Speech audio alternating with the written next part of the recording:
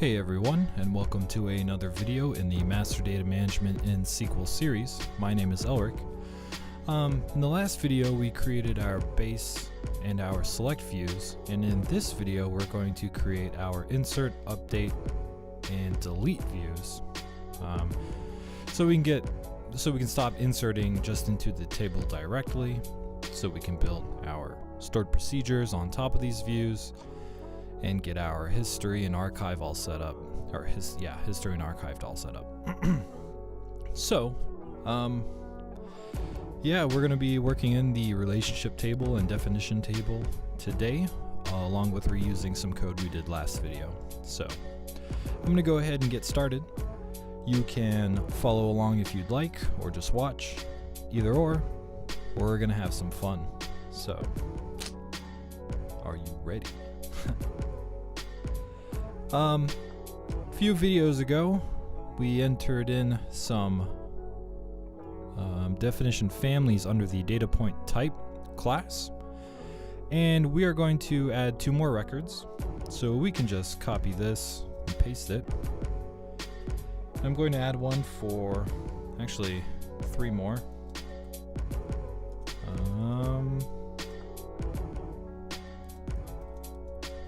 We're going to call it update objects,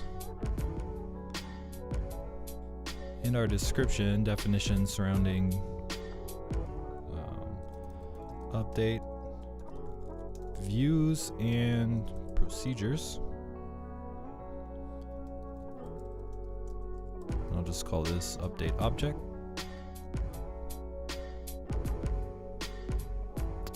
Okay.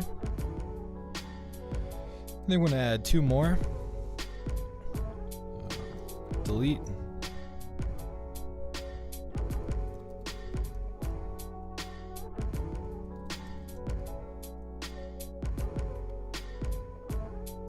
And insert.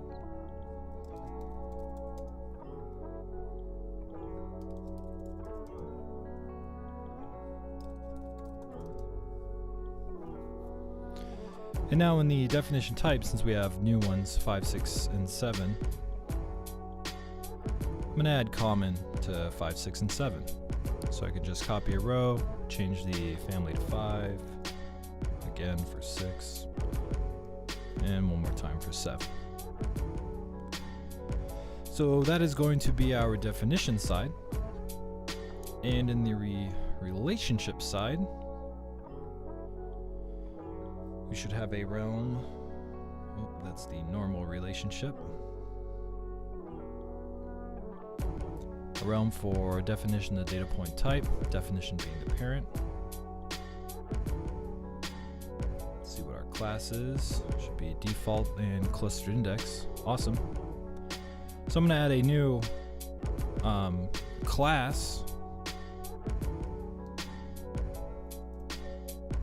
for, let's say,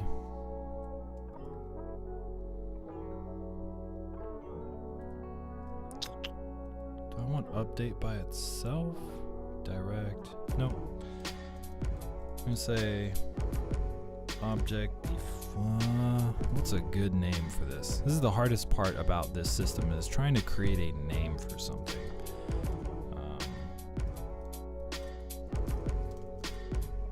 Let's call it views in process. What is my description?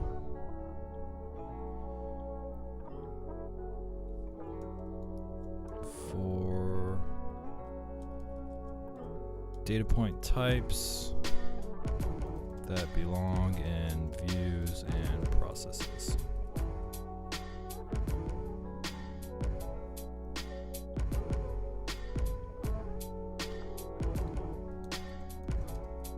I'll just do view and process.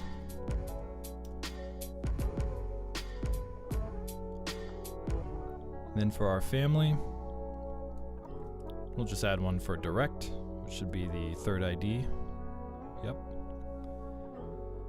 And for type, member. Under the third ID. So just copy and pasting rows. Awesome. So the next step is to fill our relationship table with data. I'm gonna make sure I'm in interface main.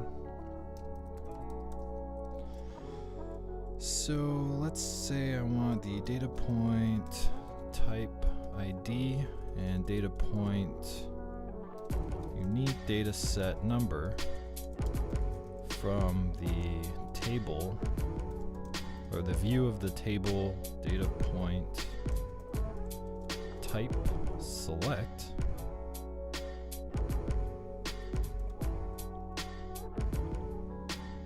I'll just copy this for the alias. And because I don't use any joins in production code, I just want to fill this really quickly.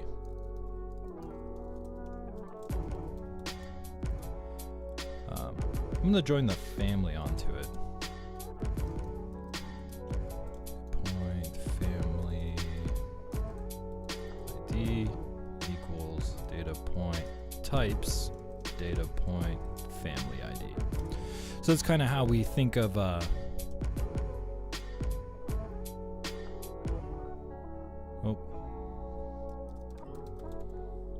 my mistake, a little crossover from systems I've designed. Data point family key name. It's going to be my third field. So essentially, I'm just, maybe I need a data point type key name also. There we go.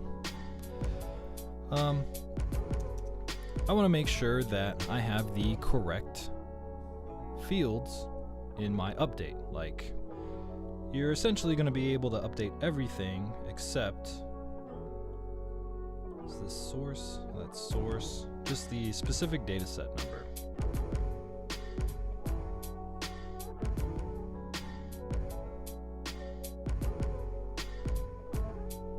Oof. Our specific data set number is in the wrong family. No problems. Let's go ahead and see if we have a family for it. We do. It's 12.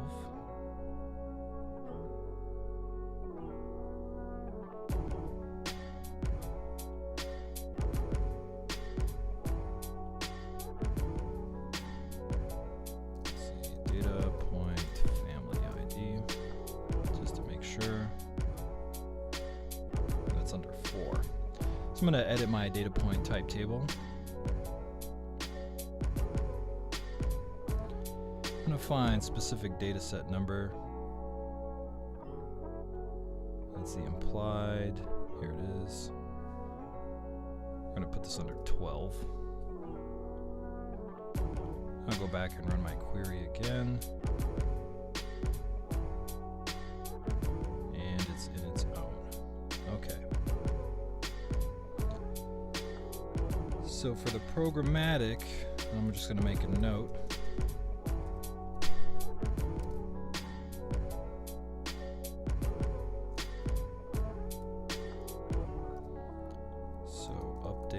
Should not have. No, I want to make sure I can call it. So update should not have the specific data set number.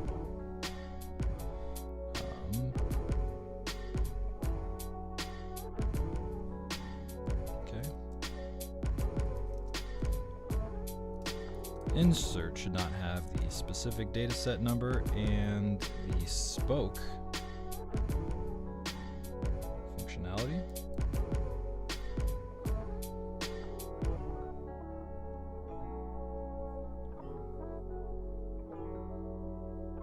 And lastly,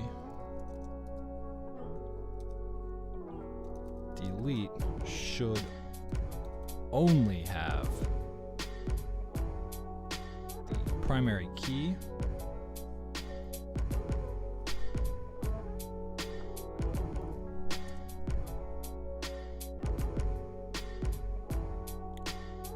and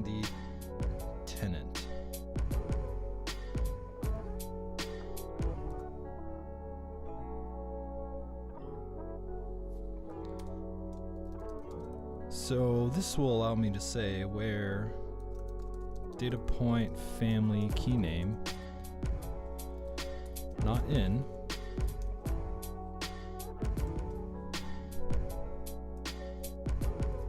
specific data set number. And I'm just going to comment out the rest and go down to my relationship table. Actually, I need to figure out, so this is my update. I need to figure out what update definition I have.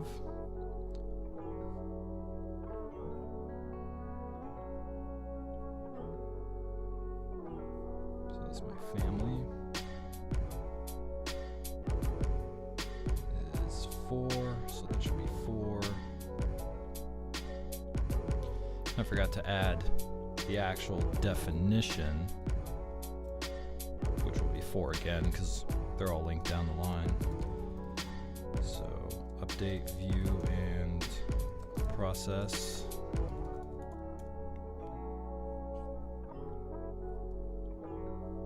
And then in my family, delete is 6.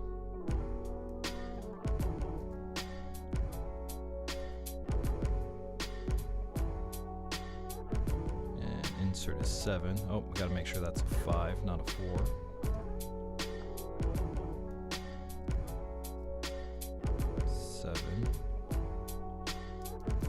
Insert, and 6 was delete. So I'm gonna just take note that the specific data set number is 30 and my definition is 6, 7, and 8. So I'll go back to my code, my select statement. Just kind of go 6, 7, 8. Just mark the number 30, just for a reference for myself. So now my relationship table, specific, or the system reference relationship, I'm going to script this table as insert into my clipboard and paste it.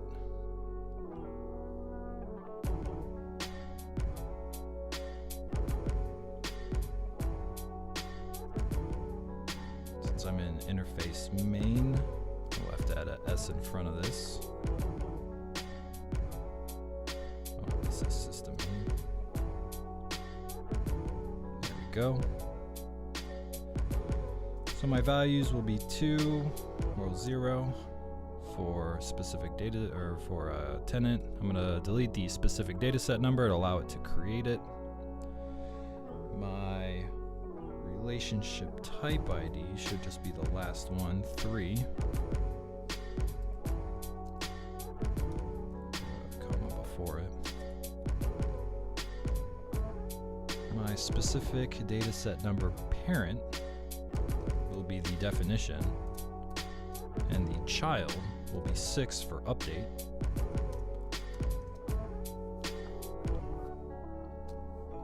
Let's see, my sequence is irrelevant here. Same with my display order. I got that backwards. My display order is irrelevant here, so I'm going to null it, but my sequence is just going to be 1. And then I have the specific data set number child, which will be data point type specific data set number, and then the row ID child, which will be the type ID, and then active yes, valid yes, archive no, display no, plan no, other no, security no.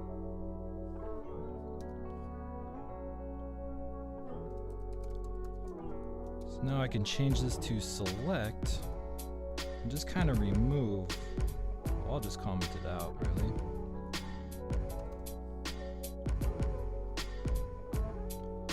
So now this is what's going to be. Get my not in.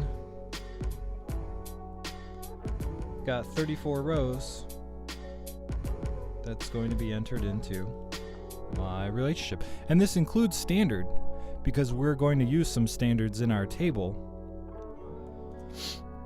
So we're just making sure ahead of time that, hey, we have all these in our update.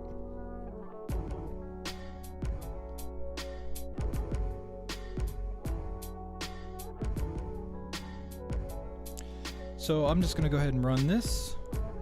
Got my relationship filled for my update. Change the definition to 7, which will be for my insert.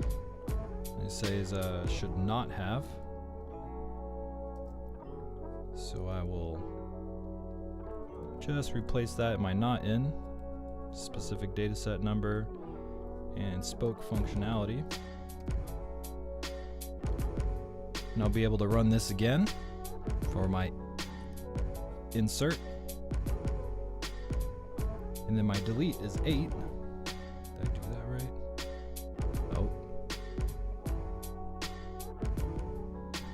I did not. Well, I will switch that around. That's easy. Guess what? 8's a delete now. Insert is a 7.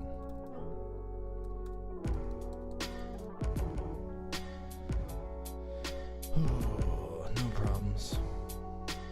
That's my family. Definition of family. I gotta swap those around too. 7 is my delete. 6 is my insert.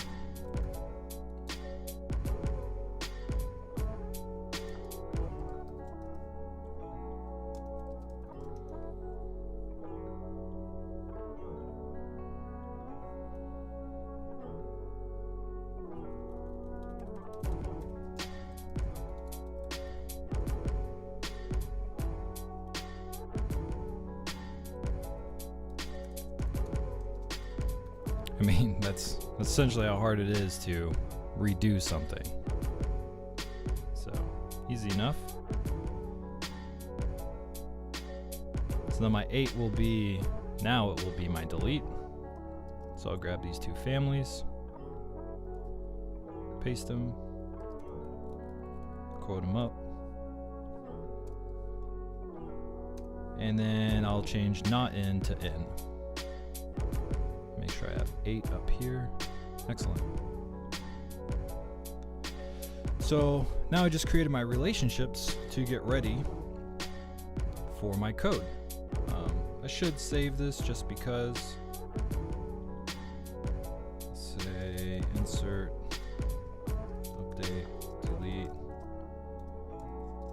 views, and process. System reference relationship.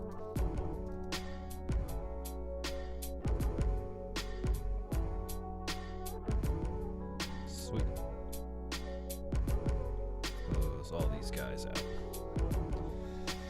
So now I can go to interface main and get my select view creator. Dataset view create select, and we're going to modify it and immediately change it to create and update.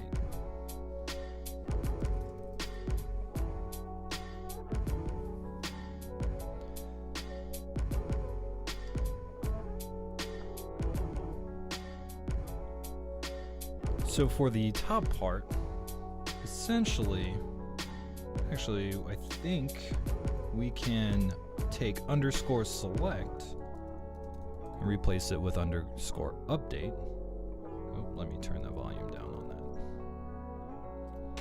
Yes, I'm on a Mac. They are awesome. And I'm eroding into my beast of machine.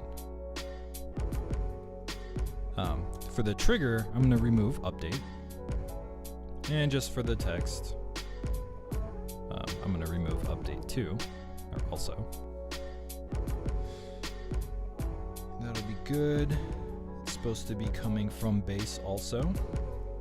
The action flag will let us know if it's an alter or update. And then we have our data point ID in our cursor ordered by sequence. That is good, except we want to do two things, and that is add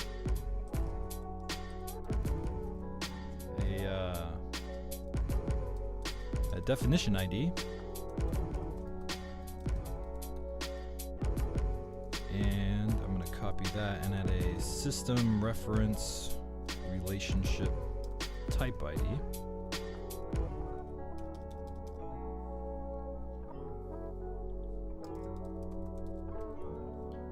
And I'm just going to get those set up by opening, let's see, my database finder. That's got the system one in it. Yep. So I'll take my database finder, the select system ID, and I should just be able to replace system with definition. Class, data point, type. This would be update object, family, and then common. Let's see if I remembered that correctly. Yep. And there's no key name. So let's see if I get 876, and I get 6. Excellent.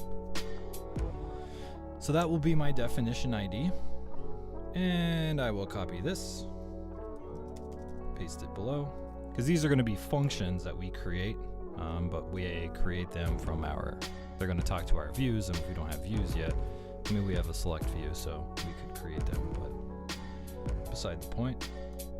I'm choosing this path because this is where we fork out, and it's like, all right, I need to create things to insert into. Like, I need to call procedures to insert and update, delete my things so they can go to history and archive as expected. So this is the path I'm taking. And I'm going to replace definition with system reference relationship.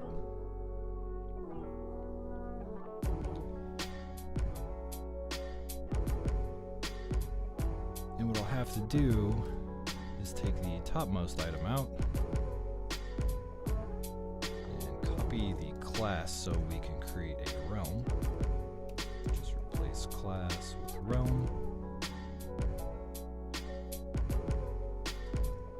And essentially do the same thing as our other taxonomies, where realm ID in.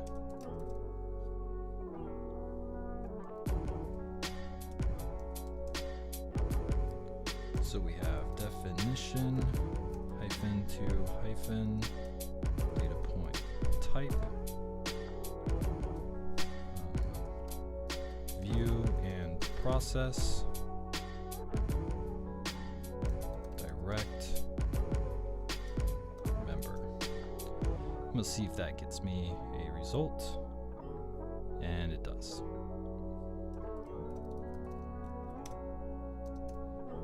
Excellent. I'm just to highlight this and tap it back. There we go. So now I have my definition ID and my relationship type ID. My definition ID specifically for the update, and my relationship ID attaches to the definition. So in my cursor, I mean, the only logic I have to change is say and data point type ID in select row ID. Actually, it would be system reference relationship row ID child implied from DBO VTBL rel system reference relationship select where, and I'll copy the child, paste it for parent, so row ID parent implied equals the definition ID, and I'm actually going to have that as my second. Oh no, I did that right. No, I didn't. My mistake. That will be my second and my first in my where clause, just because I want to try to model as close as possible to my cluster. My first will be system reference relationship, that table that I'm in, plus its type ID. So I need in the system reference relationship table, I need the system reference relationship type ID equals our variable. So we still have an ordered by sequence, we still have the proper structure, but now we're limiting the data point types for what we need in our update. I'm just going to look over a little bit, like I want to make sure that I get my trigger name right by removing the word update. It's on the update, data, update, calling from the base, checking for update. That looks good. And we're doing create update. Yep. So I should be able to run it. Awesome. Create update is complete. Now, underscore update to underscore insert and replace the current document. 7. Need to go to my definition and select insert. Just going to highlight the second part to make sure I get an ID back, and I do.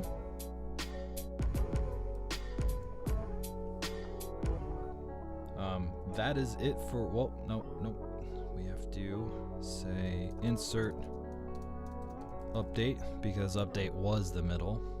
Inserted to, oh, I'm backwards here. We are in the insert. Let me Control Z. And we're going to say update, delete, since update was our middle. Instead of update or delete, raise error. This view cannot be updated or deleted from. And everything else looks pretty sound. Our where-in clause doesn't change, which is the good part. So I can run that. Update, delete. Where's my trigger part? There it is.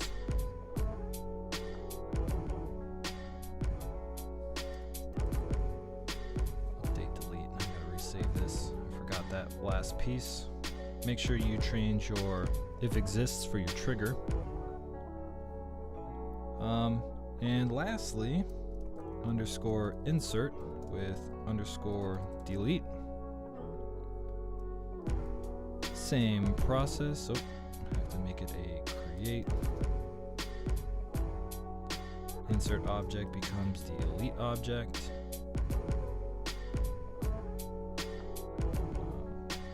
Update delete becomes insert delete. Since insert was first, this view cannot be inserted to or updated.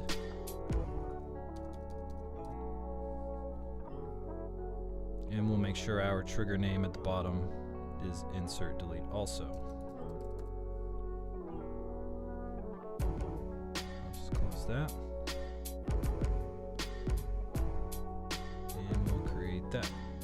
So now, I mean, decent amount of time, but I created 3 additional views that are locked into what they are supposed to do. I'm just going to get my generic cursor. There we go. When we delete from something, we will be talking to the delete view. We will be talking to a procedure that talks to the delete view. When we select something or manage something, select something, we'll be talking to the select view. When we update something, we will be talking to the update view. But most importantly, if we want to rebuild the entire views for the system, because we want to add or remove things, it's a relationship and a procedure run. Like that's how simple it is. So I'm just gonna do my exec data set ID equals add data set ID. Because it's that consistency. Insert, update, and delete. This is how we're like how we're kind of avalanching in speed. I mean, creating more, it's going to take more to create, but also once we got our pattern down, it's going to be pretty fast. So I don't have many objects in the system, but let's create 3 more views for each, and we're done. That's pretty cool. Now, did it work? It's my insert. Yep. No specific data set number. No spoke flags. My delete. Excellent. And my update. No specific data set number. So that's that. That is the start of how we're going to control the flow of data. It's really awesome when you think about it. I mean, do you know exactly where your procedures or where your tables are updated from? My answer will be from the change management procedures, period. That is it. One procedure will be responsible for updating into one object, or updating one object, one table object. That is it. So, and to bring it up, in our next video, we're going to go back to table creation because we need to create tables for our current tables in the archive and history databases for every database. Yep.